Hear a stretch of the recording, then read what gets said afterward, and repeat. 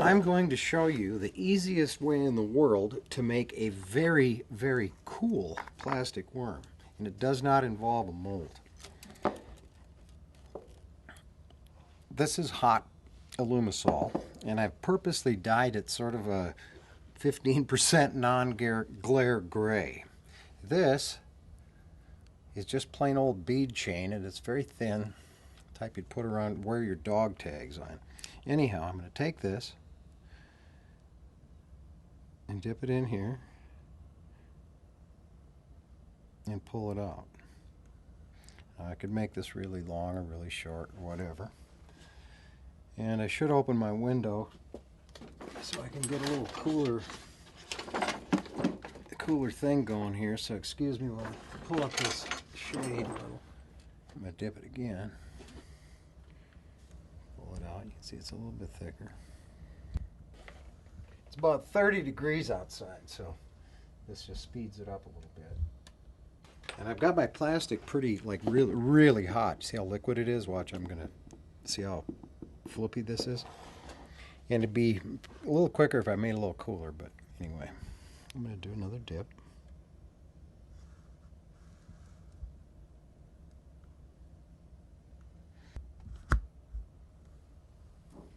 I think we'll do one more dip. I can just pinch this off and drop it back in. Now, if I want to make a little short, skinny one, the proportions might be just right at this point, but I'm going to make one about that big.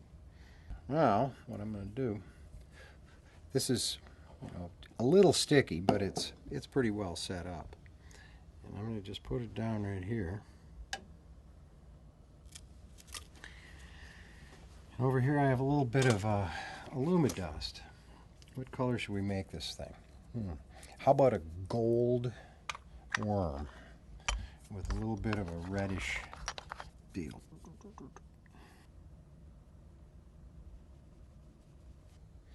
Now I could fool around and put 100 different colors on here if I wanted to, or combinations thereof. Okay, now I'm just going to let this sit here for a second.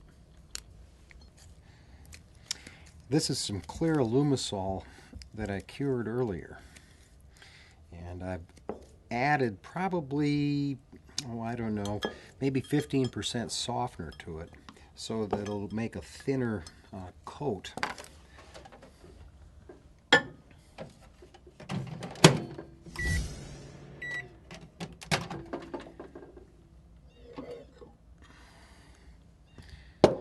This is clear, and you can see the dust here. I want to make sure I take any little particles off. Looks like a little dog hair. I'm just going to dip this, and it's cooled for quite a while now, so this will make a thicker coating on it.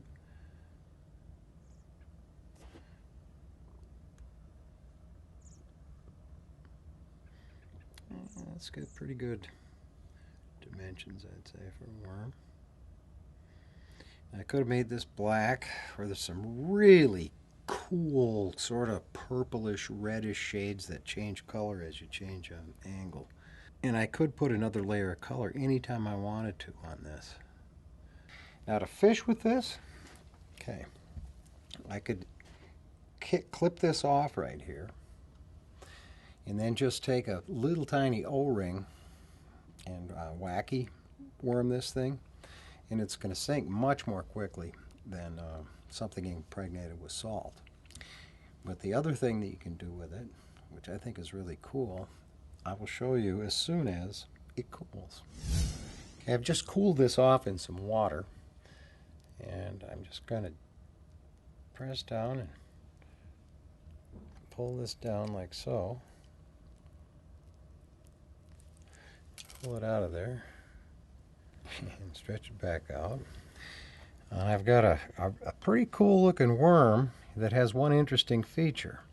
It has a hole running through the middle of it so that when it's underwater and it moves a little bit, it releases tiny, tiny little bubbles. You can use a big chain, a little chain, and if I want, I can just heat this end up a little bit.